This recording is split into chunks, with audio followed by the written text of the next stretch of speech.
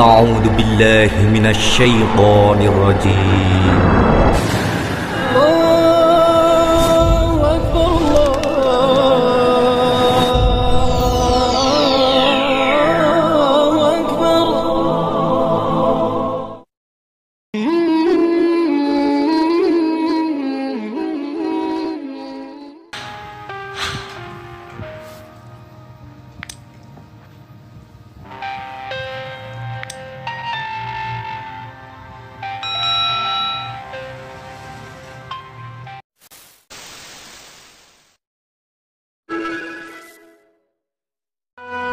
Ka'bah, bangunan yang didirikan oleh Nabi Ibrahim dan Ismail, semakin ramai dikunjungi peziarah dari berbagai penjuru.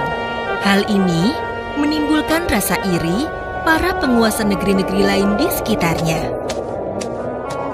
Di antaranya adalah Abraha, seorang raja besar dari negeri Yaman. Raja Abraha sendiri sudah bersusah payah membuat bangunan yang sangat megah dan indah untuk menandingi Ka'bah. Raja Abraha ingin bangunan yang dibuatnya menjadi tujuan para peziarah itu. Nyatanya, meski sudah dihiasi dengan hiasan-hiasan yang paling indah, bangunan tersebut tidak mampu menarik minat para peziarah untuk berkunjung. Ka'bah tetap menjadi yang utama.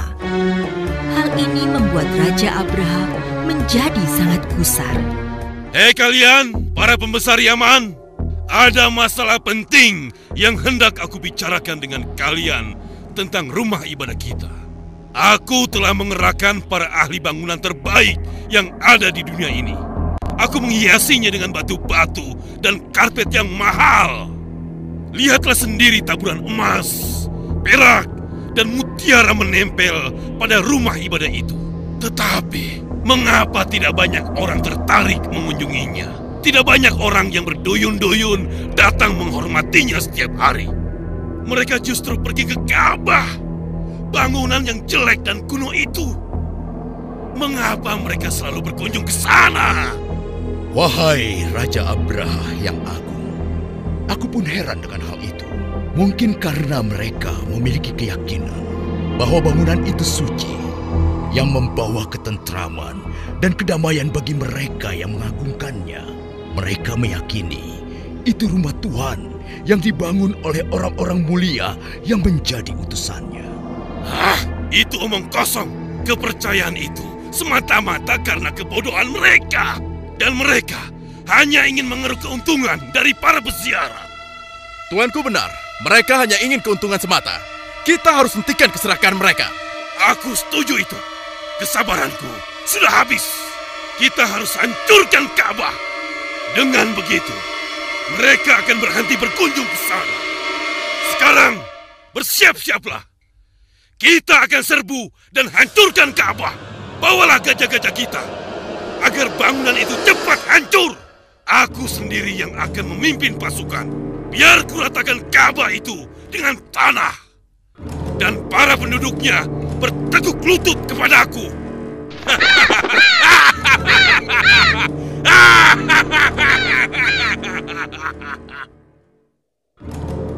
Demikianlah, Abraham menjadi gelap mata. Kedengkian dan kesombongannya mendorongnya untuk menghancurkan Baitullah.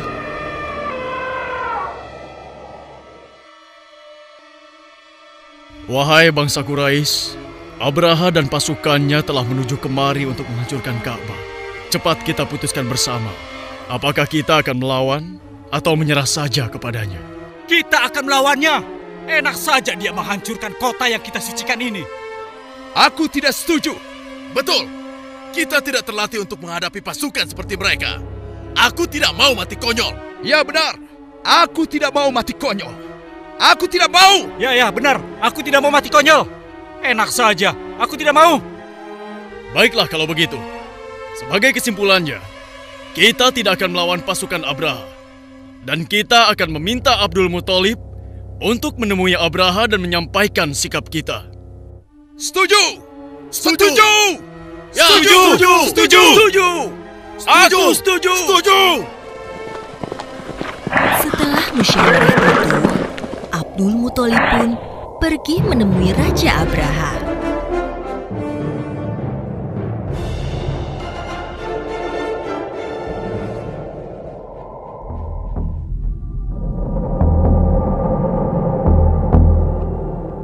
Wahai pemimpin kota Mekah, apa yang hendak kau sampaikan? Wahai Raja Abraha, kami tidak akan melawan engkau. Kami tahu betapa dahsyatnya pasukanmu. Dan sungguh kami bukan tandinganmu. Bagus. Lalu untuk apa kau kemari? Aku ada sedikit persoalan pribadi. Aku kesini hendak meminta kembali 200 untaku yang dirampas oleh prajuritmu. Apa? Kau hanya meminta unta? Bagaimana dengan Ka'bah yang kau banggakan itu? Sesungguhnya Ka'bah itu ada pemiliknya, yaitu Allah. Biarlah pemiliknya yang akan menjaga, sementara unta-unta itu adalah milikku.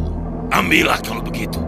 Lebih baik kalian segera pergi dan menyelamatkan keluarga kalian agar tidak turut hancur bersama Ka'bah itu. Begitulah, Abdul Muthalib pun mendapatkan kembali 200 unta yang dirampas oleh pasukan Abraha.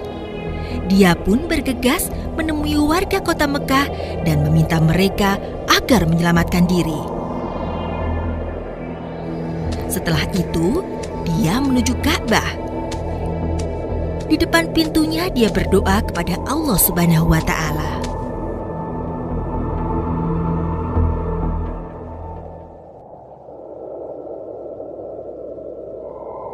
Ya Allah, ampunilah atas kelemahanku yang tidak mampu menjaga kemuliaan rumah-Mu. Engkaulah pemilik sejatinya, ya Allah. Maka kuserahkan kembali segalanya kepadamu.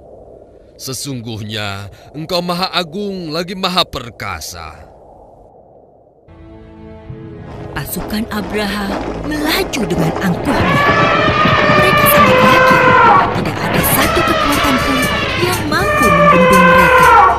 Puluhan ribu pasukan dan ratusan pasukan gajah yang sangat besar merangsek masuk mendekati Ka'bah. Nampaknya kehancuran Ka'bah hanya tinggal menunggu waktu saja. Wahai prajurit-prajurit Yaman yang gagah perkasa, pada hari ini kita akan meluluhlantakkan bangunan bernama Ka'bah dari muka bumi untuk selama-lamanya, dan akan kita paksa seluruh penduduk Arab untuk datang ke kota kita. Para pendatang itu nantinya akan menyerahkan uangnya kepada kita. Kita akan lebih kaya dan hidup kalian akan senang selamanya. Oleh karena itu, majulah kalian dengan gagah berani. Tidak akan ada yang melawan kita, kecuali mereka akan merasakan akibatnya. Kita hancurkan Ka'bah. Kita hancurkan Ka'bah. Ayo, percepat langkah kalian. Atas nama Asura yang agung, hancurkan sekarang juga. Hidup Abraha!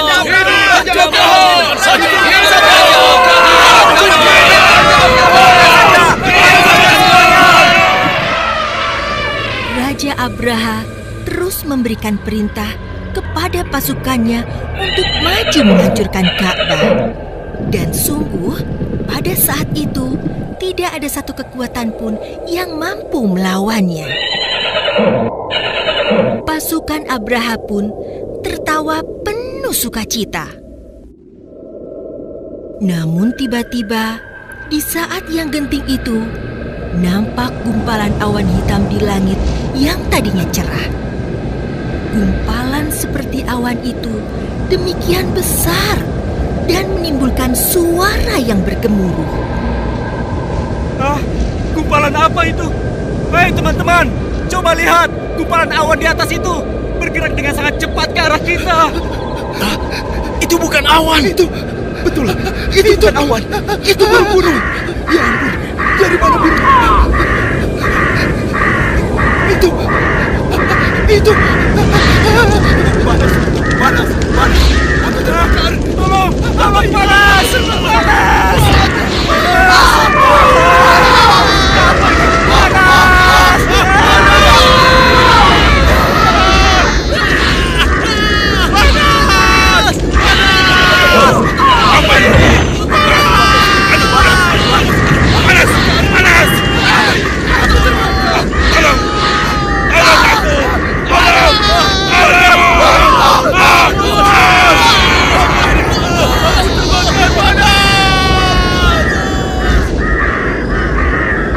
Inilah bala tentara Allah yang tidak diduga-duga oleh Raja Abraha dan pasukannya.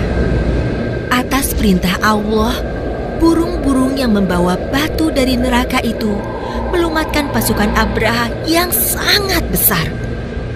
Gajah-gajah mereka pun laksana daun yang dimakan ulat. Pasukan Abraha pun hancur lebur, tak ada yang tersisa. Ka'bah pun tetap tegak berdiri.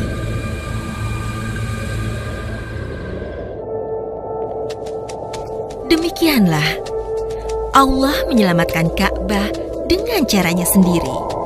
Karena Ka'bah adalah rumah yang dibangun atas perintahnya. Dan Allah Subhanahu wa Ta'ala benar-benar menjaganya. Setelah peristiwa besar itu, Nabi Muhammad SAW dilahirkan.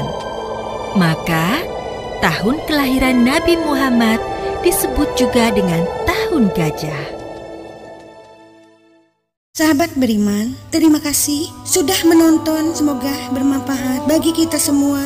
Dan semoga channel ini terus berkembang agar senantiasa memberikan hal-hal yang bermanfaat untuk kita semua. Amin ya robbal alamin. Semua yang baik datangnya dari Allah Subhanahu wa Ta'ala, dan segala hilaf mohon dimaafkan. Akhirul kalam, wabillahi taufiq wal hidayah. Wassalamualaikum warahmatullahi wabarakatuh.